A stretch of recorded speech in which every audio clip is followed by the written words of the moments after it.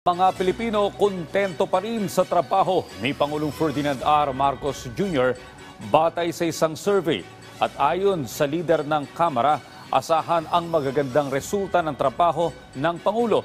Kabilang na ang benepisyo sa kanyang biyahe sa Europa. Si Melales Mora sa sentro ng balita. Libo-libong trabaho para sa mga Pilipino ang bunga ng pagbiyahe ni Pangulong Ferdinand R. Marcos Jr. sa Germany at Czech Republic. Yan ang ipinagmalaki ni House Speaker Martin Romualdez na bahagi ng delegasyon ng presidente roon.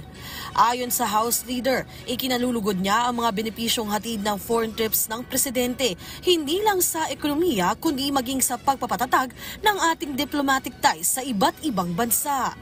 Sa Germany, una nang nagpaabot ng imbitasyon ang kanilang gobyerno sa mga Filipino worker para magtrabaho roon, lalo pat nangangailangan sila ng dagdag 400,000 manggagawa kada taon.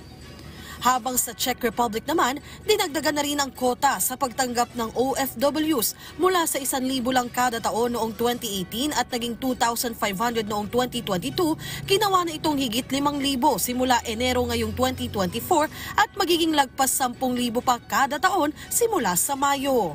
Giit ni Speaker Romualdez, patunay ang mga tagumpay na ito sa pagtupad ni Pangulong Marcos sa pangako niyang pagpapalago sa bansa at pagpapagaan ng buhay ng bawat Pilipino. Bukod dito, ikinalugod din ni Romualdez ang paghahayag ng Czech Republic ng suporta sa posisyon ng Pilipinas sa issue sa West Philippine Sea na bunga rin anya ng mahusay na pagsusulong ng Pangulo sa kapakanan ng bansa. Ang ating mga kababayan naman, masaya rin kaya sa serbisyo ng administrasyon? Sa pinakabagong survey ng SWS, tumaas pa sa +47 ang net satisfaction rating ni Pangulong Marcos nitong huling quarter ng 2023 kumpara sa +44 noong third quarter. Katumbas nito ang good ratings na sumasalamin sa suporta ng mga Pilipino sa pamahalaan. Melales Moras para sa Pambansang TV sa Bagong Pilipinas.